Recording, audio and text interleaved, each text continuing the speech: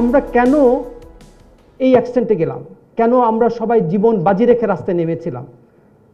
আমাদের উদ্দেশ্য একটাই ছিল যে এই রাষ্ট্রটাকে আমরা ইনক্লুসিভ একটা বাংলাদেশ দেখতে চাই, যে বাংলাদেশে সবার সমান অধিকার থাকবে, সবাই সমানভাবে অংশগ্রহণ করতে পারবে, যেখানে আমার সার্বভৌমত্ব টিকে থাকবে, বাংলাদেশ একটা প্রসপারাস একটা নেশন হবে।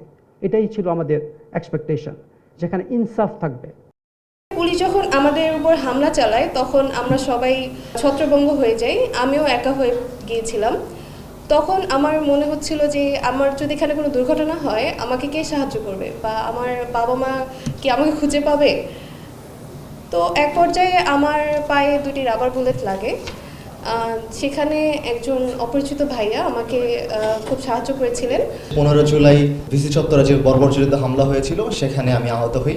আমার মাথায় ইট এবং অন্যান্য রড এবং বিভিন্ন জিনিস দিয়ে আঘাত করা হয় এবং তাতে আমার সাবএরকিউনাইট হ্যামারেজ হয়ে যায় এবং আমার শরীরের বাম পাশ প্যারালাইজড হয়ে যায়।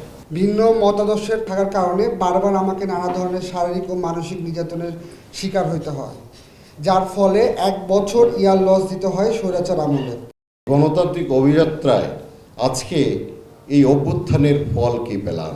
সেই ফলশ্রুতিতে আমরা যদি বলি, আমাদের মত প্রকাশের স্বাধীনতা আমরা পেয়েছি, বাংলাদেশের গণতন্ত্র প্রতিষ্ঠার জন্য একটি অবাধ নির্বাচন পেয়েছি, যার ফলে একটা গণতান্ত্রিক সরকার প্রতিষ্ঠিত হয়েছে।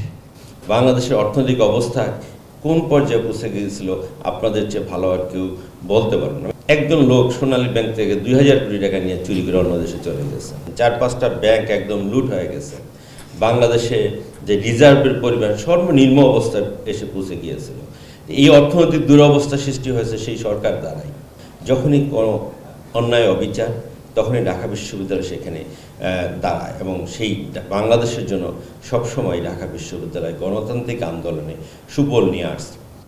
আমরা দেখেছি সেই দিনগুলোর কথা আমরা কখনো ভুলি নাই, ভোলা সম্ভব না। কারণ আমার অনেক সহকর্মী যারা ঠুনকো অজুহাত চাকরি হারিয়েছেন, ঠুনকো অজুহাতে নির্যাতনের শিকার হয়েছেন।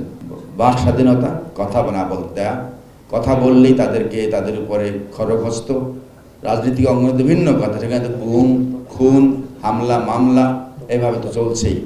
আমরা শিক্ষার্থীদের পাশে দাঁড়ানোর চেষ্টা করেছি, আমরা এই অন্যায়ের প্রতিবাদ করার চেষ্টা করেছি।